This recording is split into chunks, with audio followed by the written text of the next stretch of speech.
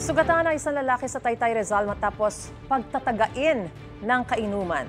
Ang pinag-ugatan daw ng krimen, sukli na siningil ng biktima sa mga suspect. May unang balita si EJ Gomez. Ayan po ang nangyari sa kamay niya. Nakailang opera po yan. Dahil muntik na pong maputol ang kanyang mga kamay at daliri.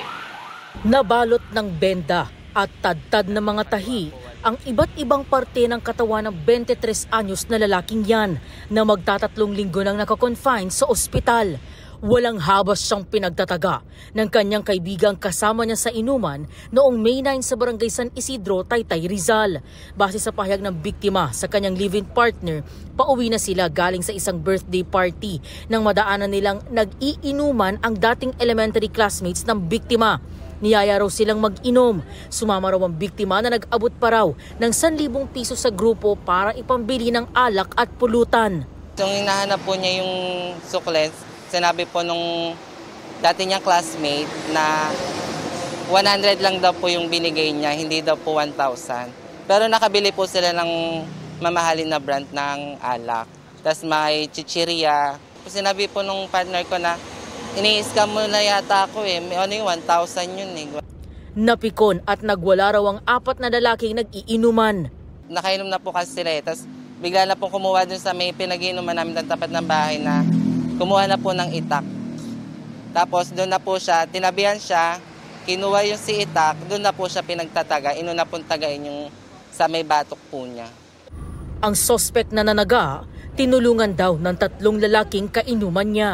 Yung dalawa, humawak po sa kanya. Yung isa naman po, yung gamit pong tuwalya is pinantakip sa bibig niya para hindi po siya makasigaw. Yung isa naman pong may babae din po kasi, nanonood lang habang tinataga siya. Ayon sa barangay, may malay pa ang biktima nang dumating sila sa pinangyarihan ng krimen. Nadat na namin yung biktima, nakaupo na, punong-puno na siya ng dugo niya. Meron siyang taga sa leeg, sa ulo, sa kamay, sa braso, no, at saka sa paa.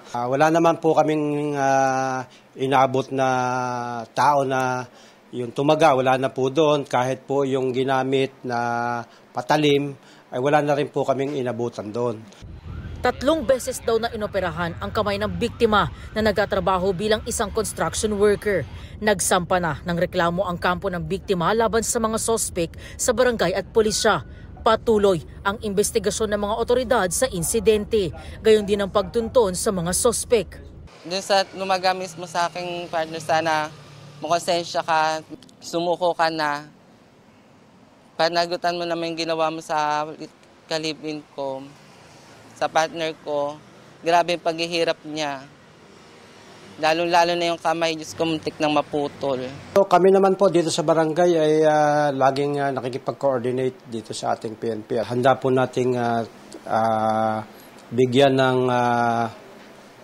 ng katarungan yung nangyari sa biktima.